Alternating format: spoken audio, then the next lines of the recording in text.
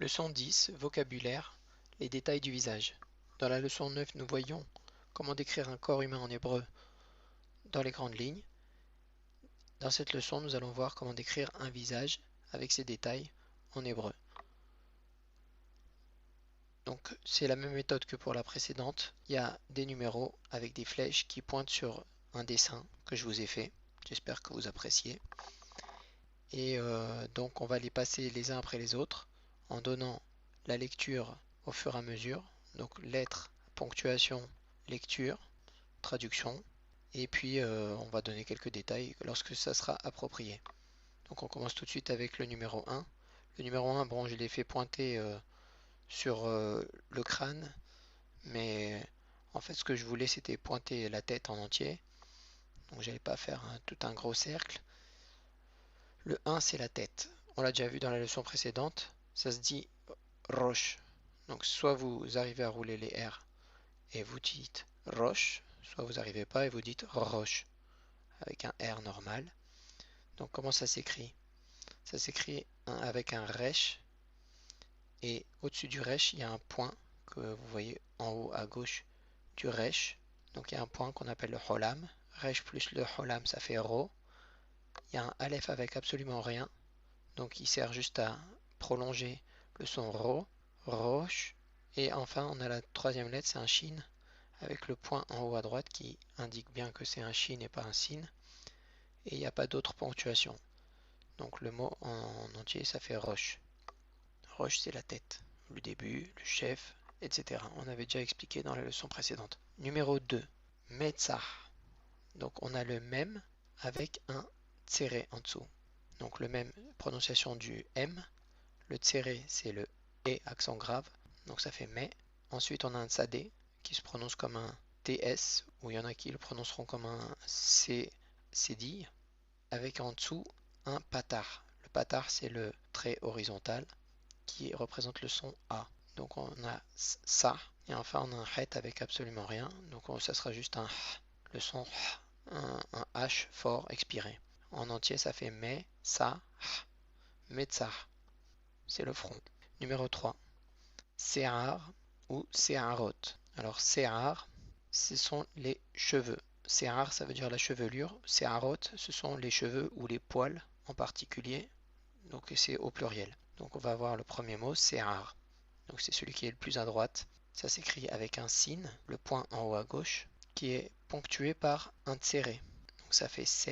Ensuite on a un aïn avec un kamatz.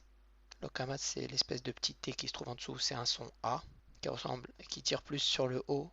C'est entre le A et le O, mais bon, on va le dire que c'est un A. Donc A, c'est A, et le resh avec rien. Donc ça sera juste un R final. C'est ar. Au pluriel, donc on a un sin avec le sheva. Ce sont les deux points qui se trouvent en dessous. Comme on est au début du mot, le sheva se prononcera. On verra les règles du sheva dans une autre leçon sur la grammaire. Donc ça nous donne un sin, point en haut à gauche, et un sheva sous le sin. Ça donne C. Ensuite on a un aïn avec un kamatz, A, un resh accompagné d'un holam vav. Le holam vav, c'est donc le point qui se trouve au-dessus du vav avec le vav. Donc ça se lie avec le resh. Donc ro. Et ensuite on a un tav qui se prononce comme un T. C'est arot si on reprend depuis le début. Mot suivant, ce sont les sourcils. Gav ainaim, ça s'appelle gav, ça veut dire le dos. Et ain, c'est l'œil, le dos de l'œil, parce que ça recouvre l'œil par au-dessus. Donc gimel avec un patar. Donc c'est pas très bien fait là, on dirait un point qui se trouve en dessous du gimel, mais en fait c'est un trait horizontal, donc c'est un patar. Donc ça se prononce ga. Un vet, donc il n'y a pas de point à l'intérieur, ça se prononce comme un V. V, absolument aucune ponctuation, donc ça se lit gav. Et tout de suite après, il y a le mot raïn. Raïn, donc la lettre raïn accompagnée d'un patar, donc ça fait ra. Un yud, c'est la plus petite lettre, avec un point en dessous qui s'appelle le hirik, donc ça fait yi. Et un nun sophite, donc c'est la plus grande lettre qui descend le plus bas, c'est le grand trait, donc aïn. Ensemble, gavain, il faut les prononcer ensemble, presque comme si c'était un seul mot, puisque c'est une composition. Au pluriel, on appellera ça gabbot ainaim, donc c'est les dos des yeux. Donc ça se lit comment? Gimel avec un patar, donc ga, un bet. Cette fois-ci, le vet devient bet. On expliquera pourquoi dans une autre leçon. Donc c'est un bet avec le point intérieur qui est accompagné d'un cholam vav. Donc c'est le vav avec le point qui se trouve au-dessus du vav. Donc ça va faire bet plus le cholam vav bo. Donc si on reprend gabo, le tav avec rien qui se prononcera donc comme un T, gabot. Ensuite on a le mot ainaim, ain avec un tséré, les deux points qui sont horizontaux en dessous du ain, ça se prononcera comme un accent grave, un yud qui a rien, qui accompagne juste le tséré. Tséré yud c'est un son qui est long, ce qu'on appelle une tenora gdola. Ensuite on a un nun avec un patar, donc ça, le nun c'est le n, avec un patar a, na, le yud avec un hérik, donc i, et un mem final, donc c'est la lettre qui est entre le carré et le rond qui se trouve à la fin du mot. C'est la forme fermée du mem lorsque on est en fin de mot. Donc ça nous donne ainaim pour le deuxième mot. Et ensemble, gabot ainaim. Donc ainaim, vous avez compris que ça veut dire les yeux, c'est au pluriel. Toutes les paires finissent par aim, aim. On verra ça, on va en reparler. Donc tout de suite en dessous, numéro 5, l'œil. Comme on a déjà vu au-dessus, on va aller vite. Aïn avec un patar, yud avec un hérik, nun sofit, nun final. Donc aïn, œil au singulier. Au pluriel, aïnaïm, aïn avec un tséré, un yud qui accompagne le tséré yud, nun avec un patar, donc na, yud avec un hérik, yi, et un même final. Donc, aïnaïm, aïn c'est un œil, aïnaïm ce sont les yeux, la paire d'yeux. Numéro 6, c'est l'oreille. Ozen, Ozen, donc c'est un aleph avec un cholam simple, c'est le point qui se trouve en haut à gauche du aleph. Un zaïn, donc c'est le son Z, Z avec un ségol. Ségol ce sont les trois points qui sont en triangle en dessous de zaïn, donc ça se prononce comme un, c'est le son de E accent aigu, osé, et ensuite un nun final, donc qui n'a pas de ponctuation, et donc ça donne juste le son N à la fin, donc ozen. Lettre numéro 7.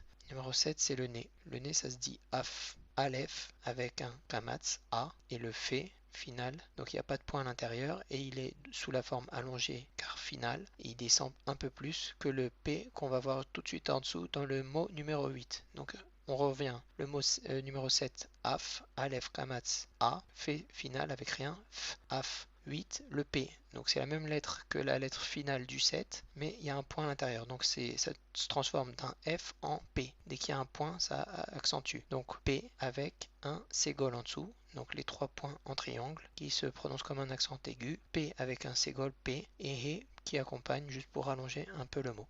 Donc numéro 9, c'est la lèvre. Alors la lèvre, ça se dit safa. Donc c'est un signe avec un kamatz. Donc le signe, on voit bien qu'il a le point en haut à gauche. Avec le kamatz, le son A, sa. Le fait, il n'a pas de point. Donc il va se prononcer comme un F, f avec le kamatz fa. Et le he pour terminer le mot. C'est un he muet. C'est un peu comme le e muet en français. Ensuite, au pluriel, on dit sefataim. Donc c'est la paire de lèvres. Le signe avec un sheva, on est en début de mot. Le sheva, il se prononce. Donc il se prononce comme un e. Donc sin, sheva, ça fait se. Le fait avec un kamatz, donc ça va faire fa. Le tav avec un patar, patar, donc c'est le trait horizontal qui se trouve sous la lettre, ça fait ta. Le yud avec un hérik yi, le même final m, sefataim, sefataim, la paire de lèvres. Numéro 10, ce sont les dents. Alors au singulier, shen, shin, donc on voit bien le point en haut à droite pour dire que c'est un shin et pas un sin. Le tséré en dessous les deux points horizontaux, she, et le nun final qui n'a rien comme ponctuation.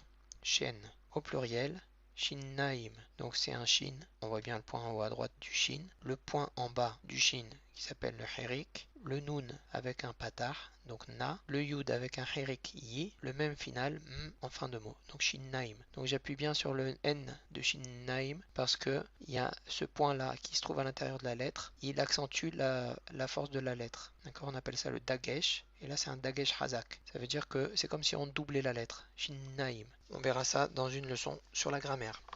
Numéro 11, c'est la langue, lachon, donc c'est le lamed, la plus grande lettre, c'est celle qui est la plus haute, avec un kamatz, donc le petit t qui se trouve sous la lettre, donc c'est le son A. La, le shin avec le point en haut à droite, qui est accompagné d'un cholam vav, donc c'est le vav qui est tout de suite après le shin, avec le point au-dessus, O, donc la sho, et le nun sofit, le nun final, donc c'est la grande barre qui descend le plus, et donc on a le son N.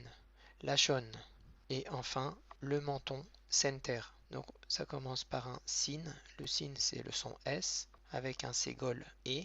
c'est le nun avec un sheva. Le sheva, cette fois, il remplit la condition pour qu'il ne soit pas prononcé. Donc c'est comme s'il n'y avait pas du tout de ponctuation sur le nun. Et il va se prononcer comme un N en plein milieu, accompagné d'aucune articulation. Donc ça fait sen, suivi d'un tête. Un tête qui est accompagné d'un tséré. Donc ça, le tête, c'est le son T, un petit peu plus fort qu'un simple T. Donc ça fait sen, T et un resh qui termine le mot R, le son R ou R. Comme vous faites. Center. Donc la leçon est terminée. Si ça vous plaît, vous pouvez liker, vous pouvez vous abonner. Ça fait toujours plaisir, ça encourage. À bientôt pour la prochaine leçon.